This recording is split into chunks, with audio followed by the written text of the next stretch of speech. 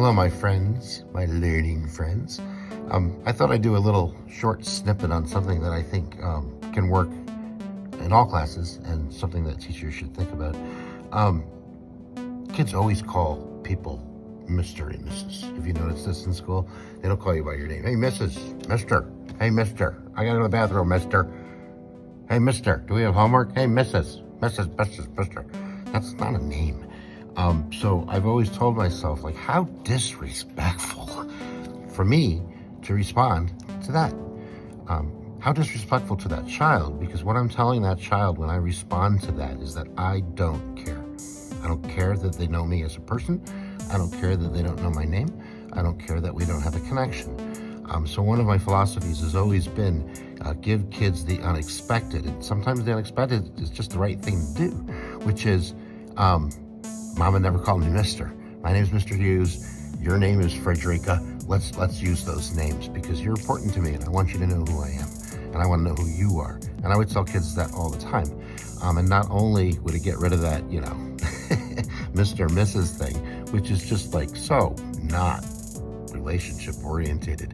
And relationships are one of the kind of three legs of the stool of learning. Pedagogy, content, and human relationships. And I think human relationships is probably the foundation.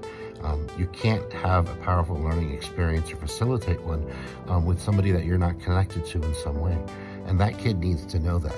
Not just for you, but for that idea in life, that names are important, that it's kind of our ego, our identity, who we say we are, and it makes us different than everybody else.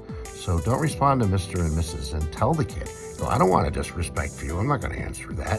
Give the kids the unexpected. Teach them a lesson that names are important and use names. Use them all the time. Even if you get them wrong, till you get it right, you apologize and go, let me get your name right. Let me do that. And I would do mnemonic devices. I'll tell you a really quick, funny story. I do it all the time.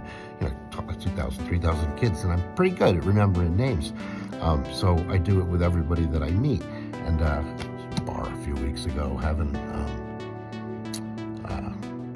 glass of water, and the gentleman next to me we kind of started talking, and I asked him his name. He told me his name, and I said, I won't remember. I have this mnemonic thing I do in my head. I'll never forget you. And he goes, what is it? How are you going to remember my name? And I said, I don't want to tell you, brother. And he kept pushing me. And I said, okay, I'll tell you, but just so you know, it's just mnemonic. It doesn't mean anything, but your name is Jeff, and you look like Jeffrey Dahmer, the glasses, the hair, everything. What am I going to do? I know you're not a cannibal. And that's my lesson for you, my learning friends.